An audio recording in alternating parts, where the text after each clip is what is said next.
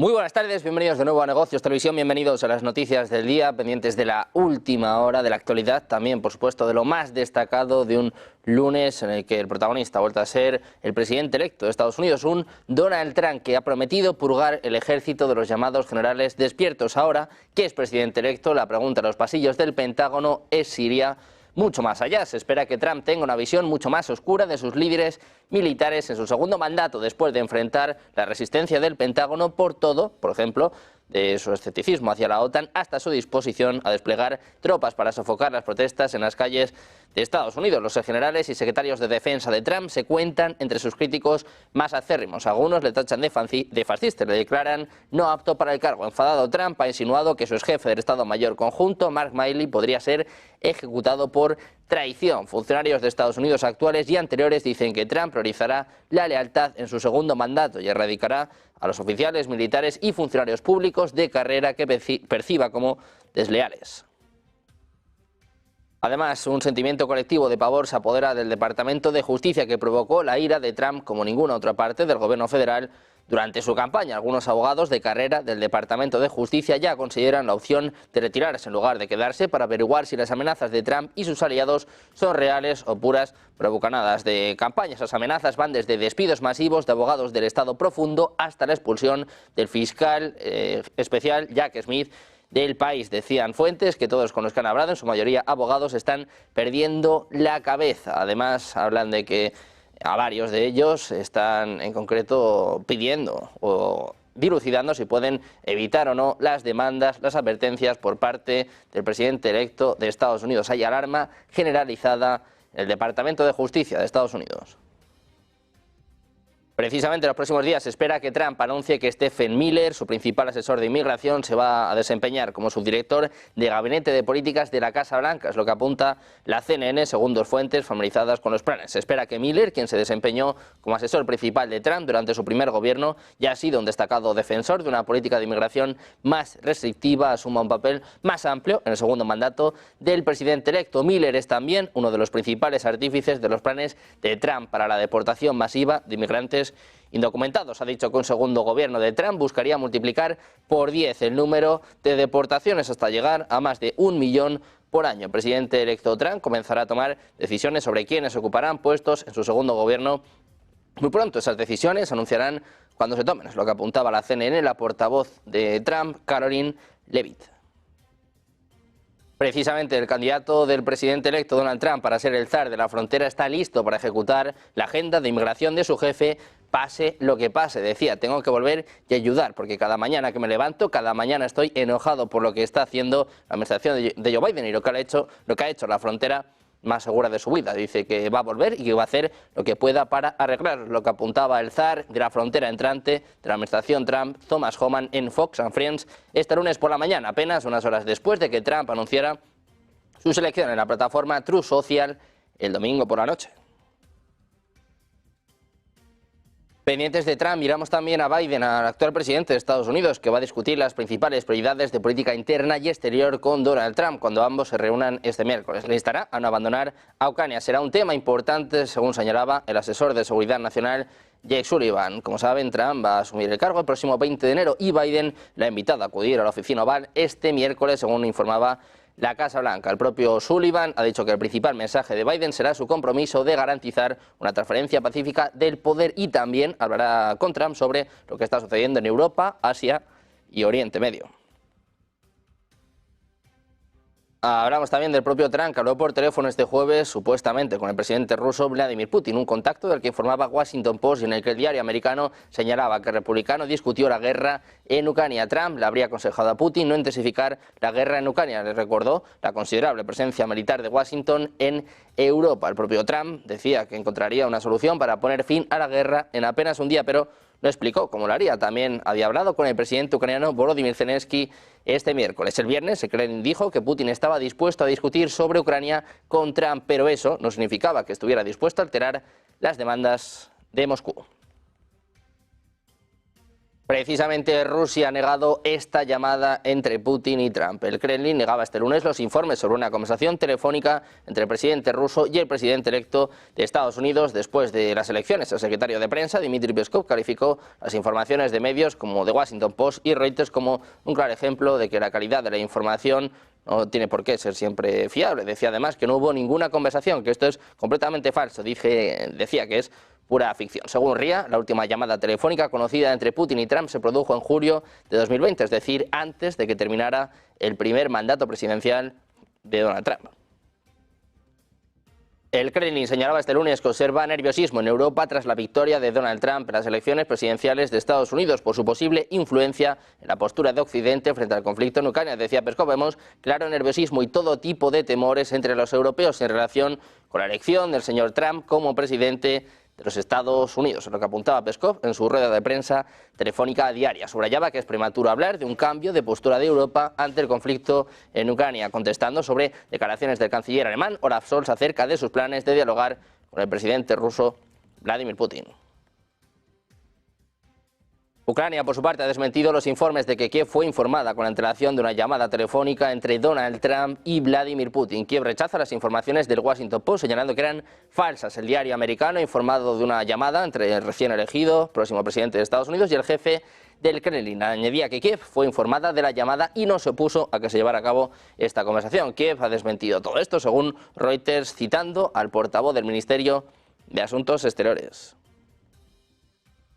A medida que la victoria electoral de Donald Trump acerca la perspectiva de conversaciones para poner fin a la guerra de Rusia en Ucrania, Kiev está luchando para colocarse en la posición más fuerte para cualquier negociación, incluso asegurando más armas y resistiendo en el campo de batalla. Un alto funcionario de Ucrania dijo que los próximos 4 o 5 meses serían cruciales, lo que indica como el regreso de Trump a la Casa Blanca está centrando las mentes en Kiev en un posible final de la guerra. Trump, que prestará juramento como presidente de Estados Unidos el 20 de enero, ha dicho que pondrá fin a la guerra rápidamente. Ucrania dice que este invierno es un momento crítico. Dice que espera que la guerra esté llegando a su fin y que ahora van a definir las posiciones de ambas partes en las negociaciones, las posiciones de partidas. Lo que apunta a Reuters, un alto funcionario que pidió el anonimato debido a estas cuestiones tan delicadas.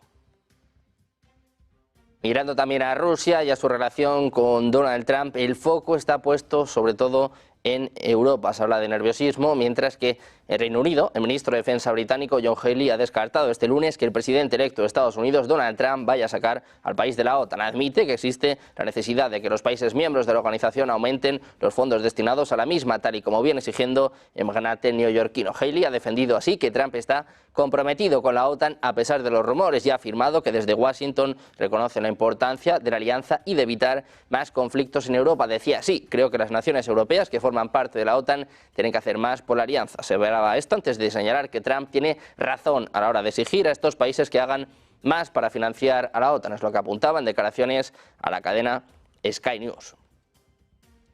Ahí miramos al presidente electo de Estados Unidos, Donald Trump, y al canciller alemán, Olaf Scholz, que hablaban por teléfono este domingo acordando trabajar para devolver la paz en Europa. Ambos intercambiaron puntos de vista sobre la relación germano-estadounidense y los desafíos políticos actuales, al tiempo que acordaron trabajar juntos por el retorno de la paz en Europa.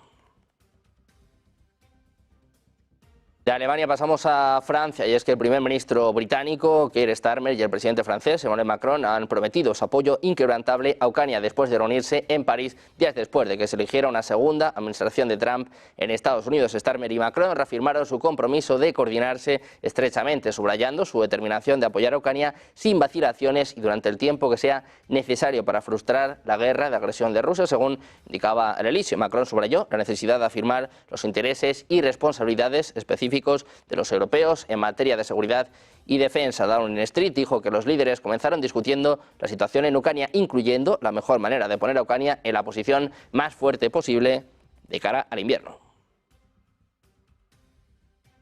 Mirando a Europa, les contamos que Josep Borrell ha confirmado que la Unión Europea ha suministrado a Ucrania más de 980.000 proyectiles de artillería para apoyar su defensa contra Rusia y tiene previsto superar la marca del 1.000.000 para finales de año, lo que confirmaba el jefe de política exterior de la Unión Europea. Una Europa que en un principio tenía como objetivo 1 millón de proyectiles para marzo de 2024, pero se enfrentó a dificultades de producción, aunque ahora espera alcanzar el objetivo pronto. Se prevé que las iniciativas lideradas por la República Checa contribuyan con 500.000 proyectiles adicionales para finales de año, mientras que Ucrania ha aumentado la producción nacional para reforzar sus capacidades de defensa.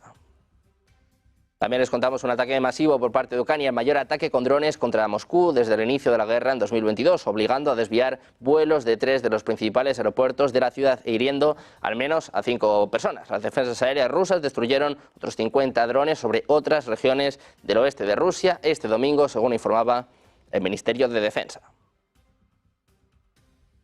Pendientes del ataque por parte de Ucrania, miramos precisamente al presidente ucraniano Volodymyr Zelensky, que acusa a Rusia de querer alargar la guerra tras atacar nuevamente infraestructura civil en varias zonas del país, entre ellas la ciudad de Kryvyi Rog, donde las tropas rusas han golpeado durante las últimas horas un edificio residencial. Dice que si no se toman decisiones basadas en principios y se mantiene un contundente apoyo a Ucrania, Rusia no tendrá motivos para buscar la paz y simplemente continuará eligiendo nuevos objetivos para sus ataques. Precisamente el Ministerio de Defensa ruso anunciaba este lunes que los militares tomaron el control de la aldea de Kolesnikovka, en la región de Kharkov, en Ucrania. Las unidades del Grupo Militar Occidente liberaron el pueblo de Kolesnikovka, en la región de Kharkov, es lo que añadía el Ministerio, afirmando que las Fuerzas Armadas de Ucrania perdieron hasta 530 soldados en un día. También miramos a lo que sucede en el conflicto de Oriente Medio, en concreto hablando de Benjamin Netanyahu. El primer ministro israelí ha confirmado hasta 3 llamadas con Donald Trump en las últimas horas. En concreto, el primer ministro israelí ha manifestado al presidente electo de los Estados Unidos su disposición a poner fin al conflicto en Oriente Medio, a poner fin al conflicto en Gaza y sobre todo ha querido ver cuáles son los planes de Donald Trump de cara al conflicto, de cara a la amenaza de Irán.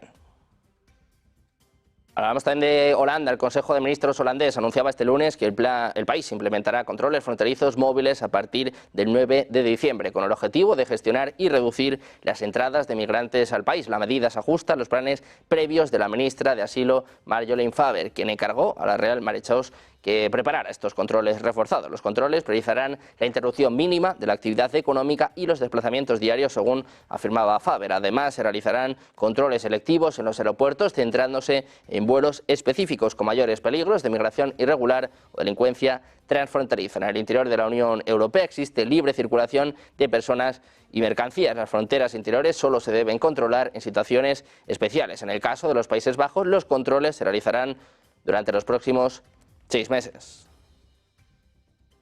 Y volvemos a mirar a Oriente Medio. Les contamos un ataque masivo contra el norte de Israel. Se hablan de al menos 90 cohetes que habrían sido lanzados en las últimas horas. La mayoría fueron interceptados y algunos cayeron en el segundo bombardeo, en el que se lanzaron unos 10 cohetes más. Como decimos, al mismo tiempo, la cadena libanesa, Al-Mayadin, afiliada a Hezbollah, informó que se lanzaron 2 misiles balísticos hacia el norte. En Kiryat Ata se produjeron daños a viviendas y automóviles y un adolescente resultó levemente herido por fragmentos de vidrio. El alcalde de Haifa dijo que el número de cohetes disparado contra Haifa fue uno de los más grandes desde que Hezbollah comenzara a atacar las comunidades del norte el 8 de octubre de 2023.